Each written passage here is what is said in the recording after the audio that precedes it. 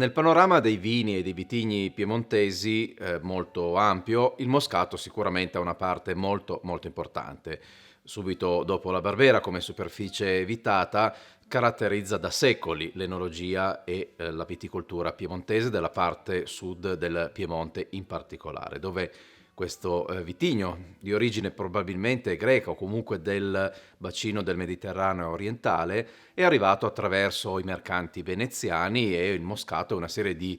vitigni che si diffondono un po' appunto in tutto oggi, in tutto il bacino mediterraneo, dalla Sicilia al sud della Francia. In una zona molto particolare, qui a sud del Piemonte, con terreni calcarei e argillosi, con un clima caldo, asciutto e ventilato, e anche con colline con pendenze molto importanti, che quindi danno una grandissima esposizione solare, il Moscato raggiunge dei livelli di grande eccellenza, dove la maturazione del frutto raggiunge il massimo della sua espressione e porta questa uva aromatica ad esprimere al massimo il suo potenziale. Uva aromatica cosa significa? Che nell'assaggio di un vino prodotto al 100% con uva moscato, ritrovo gli stessi profumi, gli stessi aromi, gli stessi sapori di un acino di moscato staccato direttamente dalla pianta. Questo non avviene per molte altre tipologie di uva, dove i sentori dell'uva primari vengono cambiati anche in maniera consistente durante la vinificazione o l'eventuale affinamento. Nel moscato invece abbiamo questa caratteristica: il profumo, il gusto dell'uva è riportato assolutamente in maniera coerente nel vino con esso prodotto. Come dicevamo, in Piemonte il moscato ha una presenza storicamente accertata fino perlomeno dal 1400-1500. All'inizio del 1500 abbiamo dei documenti di La Morra, nella zona del Barolo, che attestano la presenza di uve moscato. Lo stesso nel Roero, negli stessi anni. Alla fine del 1500 abbiamo dei documenti interessanti del duca di Mantova, che era un grande estimatore del moscato prodotto in queste zone, che da queste zone proprio di Canelli, che ancora oggi è il cuore della produzione del moscato d'Asti, proprio da questa zona fece portare nel Ducato di Mantova delle barbatelle, cioè delle piccole piantine di moscato di questo territorio. Pochi anni dopo, 1606, Giovan Battista Croce, gioielliere di Casa Savoia, ma anche grande esperto e appassionato di vini e di vinificazione, pubblica un libro sui vini del Piemonte e sul loro metodo di produzione, citando ovviamente anche il moscato, ma non solo, codificando per la prima volta il metodo di produzione che ancora oggi, cambiando ovviamente le tecnologie, ma è rimasto il metodo di vinificazione, il protocollo di vinificazione del moscato d'Asti.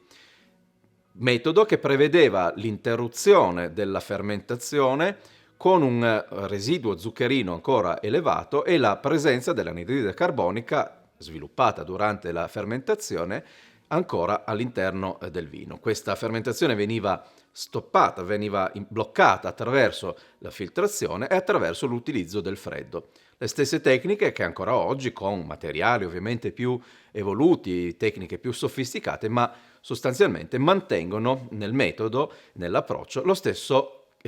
sistema, lo stesso metodo che venne codificato appunto nel 1606 da Giovan Battista Croce.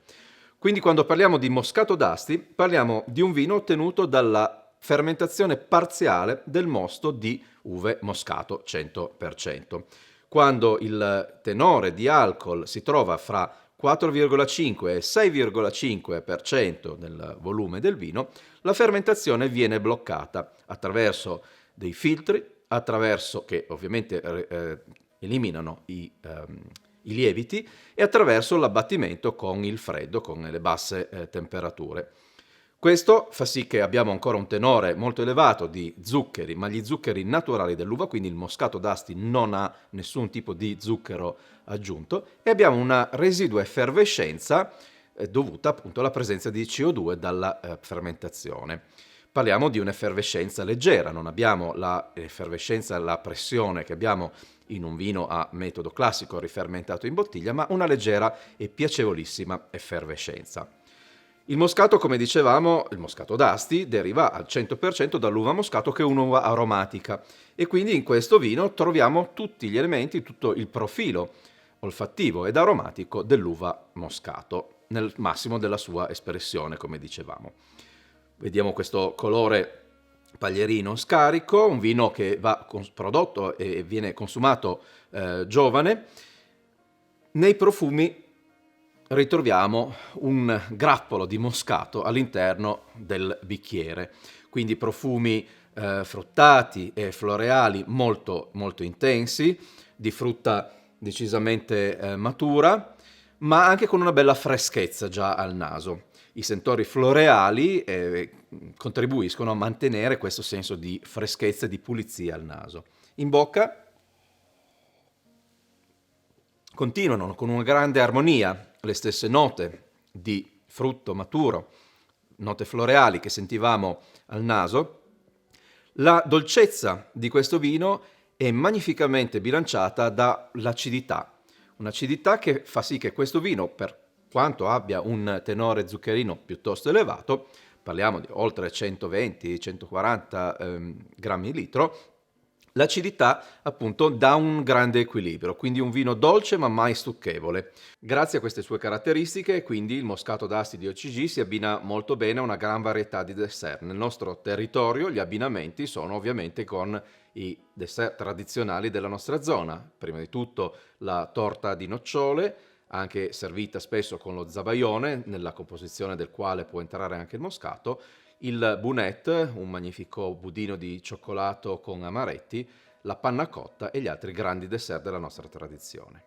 Un vino che si abbina molto bene all'abbinamento, ovviamente con i dessert, ma che non disdegna anche abbinamenti con alcuni formaggi erborinati, perché appunto questa sua dolcezza viene mitigata, viene equilibrata molto bene dalla freschezza, dall'acidità. Questo vino va servito a temperature basse, 7-8 gradi, perché a temperature più elevate la dolcezza diventerebbe troppo prorompente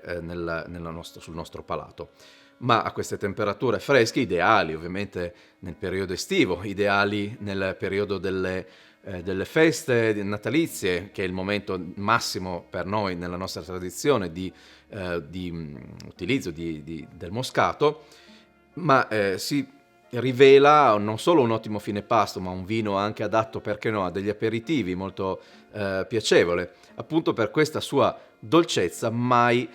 troppo prorompente. Il moscato da sempre è sinonimo di festa, è il vino delle feste, non soltanto delle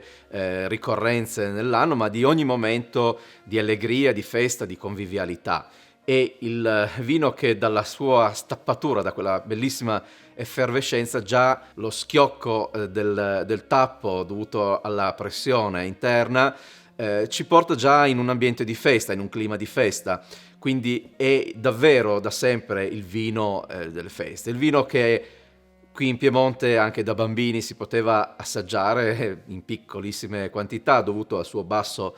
tenore alcolico, quindi è un vino che è assolutamente piacevole, di cui forse più che parlare per ore è un vino da bere per ore in allegria. Nella produzione del moscato bisogna tener conto che abbiamo un'uva dalla maturazione piuttosto precoce, che svolge il suo ciclo vegetativo e la sua maturazione nel cuore dell'estate. Tra i vitigni a bacca bianca del Piemonte è il primo normalmente ad essere raccolto, a volte anche ancora verso la fine di agosto, già verso la fine di agosto il moscato può essere raccolto perché ha raggiunto la maturazione. I risultati migliori si ottengono in quelli che in piemontese vengono chiamati suri, cioè nelle zone solatie, nei pendii più ripidi, esposti verso sud, difficili da lavorare, impossibili da lavorare meccanicamente, ma rigorosamente fatti a mano, rigorosamente coltivati e raccolti ovviamente a mano, dove grazie all'esposizione fantastica verso il sole che prende dai primi raggi del mattino fino alla sera, il moscato raggiunge quel tenore zuccherino, quella ricchezza di zucchero ovviamente, ma anche di profumi che lo caratterizzano. Ovviamente in questi luoghi la viticoltura è veramente a livelli eroici, perché immaginate dover coltivare un vigneto e raccogliere le uve nelle ceste di uva, portarsi a spalla su pendii molto ripidi, ovviamente richiede uno sforzo, un impegno e una dedizione veramente grande. Ma qui in Piemonte ricordiamoci che l'attaccamento alla terra è veramente qualcosa che abbiamo nel sangue, qualcosa di atavico, e quindi la dedizione, il legame che si sviluppa fra questi eroici contadini e questi suri, questi pendii splendidi ma difficili da lavorare, è veramente fortissimo, e quindi è una questione di orgoglio produrre un moscato con il massimo delle caratteristiche, e tutto questo lo possiamo trovare in un moscato d'Asti di OCG.